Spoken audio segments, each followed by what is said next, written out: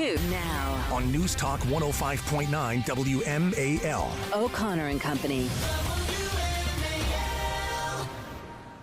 6:36 now on O'Connor and Company. It's good to have you with us. Thanks for being here on a busy Tuesday morning. Listen, coming up, we've got a ton ahead of us. 7:05, James Rosen, Chief White House Correspondent for Newsmax, who had a very important question for the administration yesterday. You know, we always hear this, Julie Gunlock, that we are standing behind Ukraine and Zelensky for as long as it takes, right? For as much money as it takes and for as long as it takes. Yep. That's what we hear consistently. So James Rosen asked the Secretary of State, are we standing behind Israel for as long as it takes? And they wouldn't answer. Yeah. They wouldn't give an answer. That's why we need James Rosen on that wall. He'll be joining us at 7:05. 7:35, Jonathan Schanzer of Foundation for Defense of Democracies, and 8:05, Robert Greenway of Heritage Foundation. Do we have Mr. Goldberg? I still haven't heard. We do, Mr. Goldberg. Good. Rich Goldberg is Senior Advisor for Foundation for Defense of Democracies, also former Director for Countering Iranian Weapons of Mass Destruction for the White House National Security Council. So Mr. Goldberg sort of knows his way around the map here. Thanks for joining us, sir. Thanks for having me. Good morning. Let's start with the narrative that we keep hearing now from the White House, and specifically yesterday, the Deputy National Security Advisor. They really do think we're stupid here. This is what he had to say when asked point blank about whether the $6 billion that the Biden administration gave to the Iranians was part and parcel to this Hamas attack. Who knew what when, but that moment is not now when we're still in the throes of the attack, as your reporting just showed. This is still ongoing. With a number of top Iranian officials coming out and celebrating this, saying they support Hamas, with Hezbollah now engaging from the north, what's the U.S. assessment at this point about the level of Iran's involvement in this particular onslaught? So in terms of Iran's involvement in the attack that began yesterday, that's obviously something that we're looking at very closely and something that we will continue to watch.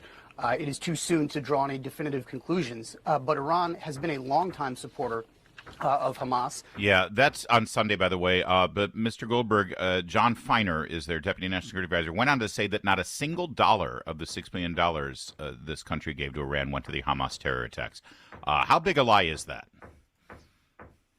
Well, it's more misdirection than lying, because if you get into the specifics, you know, the $6 billion was just transferred from South Korea to a bank account in Qatar, and they haven't conducted a transaction yet for something that would be a budget subsidy that would free up money for something else. But it completely misses the point that we have now been in a complete appeasement posture towards Iran for 2.5 years, going into a massive acceleration since May and June, when the Biden administration opened up talks with the Iranians and started freeing up cash and saying, we won't do anything to harm you so long as you don't cross certain red lines. We'll keep paying your protection racket. So it's not just about $6 billion as part of that hostage trade.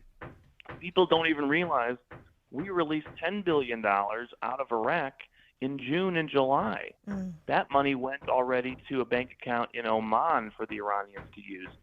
We also allowed them access to their funds at the International Monetary Fund, billions more.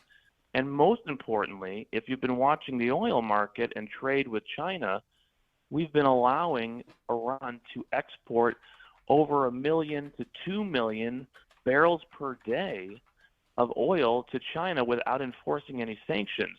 That is estimated to be 25, 30, maybe more $billion annualized revenue for the regime. So remember, what are we doing to pay all this money? We just say, please don't hurt us.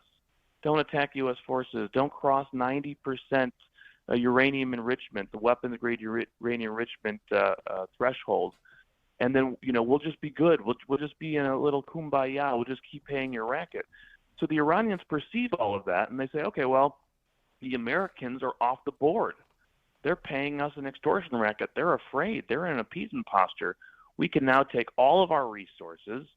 We now have economic sanctions relief. We can take all of our military might, all of our terrorism infrastructure, and point it at Israel. And why do they want to do that? Because Israel is the only country in the Middle East that is taking the fight inside Iran to actually stop Iran's advance towards nuclear weapons. And so this is like a great evil octopus. The head is in Tehran, and their tentacles are throughout the Middle East.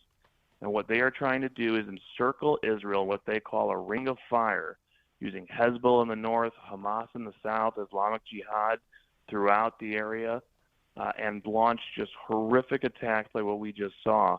Their aim is to destroy Israel. But remember, ultimately, as they're building their nuclear weapons program out and their longer-range missiles capable of hitting the United States, we are the great Satan. We should never forget that. Israel's the little Satan around. We're the great Satan. Rich, I'm wondering if you can touch on, I mean, you were with the National Security Council. This is something that's been bothering me since this happened. What can you talk a little bit about the intelligence failures here? I mean, they used motorized hang gliders to land in Israel. There had to be training of this, of using these things. I mean,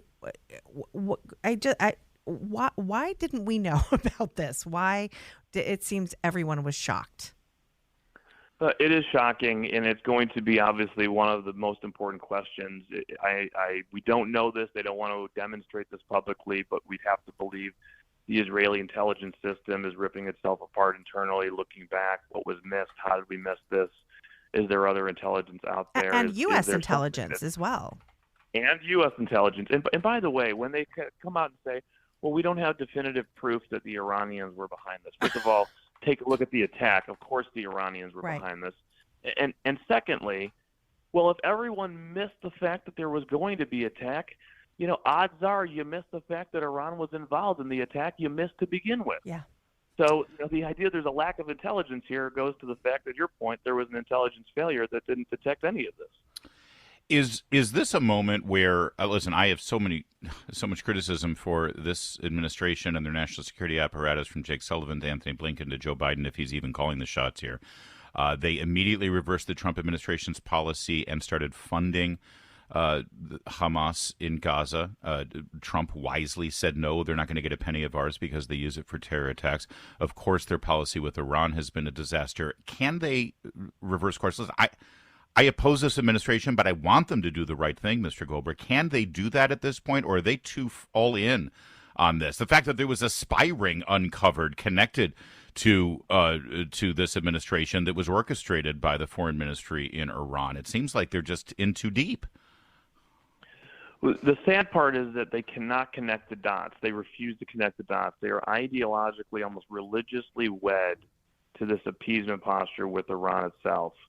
And so what they will try to do, and I believe this is why they are trying to distance Iran's responsibility, is they're going to try to separate things into silos.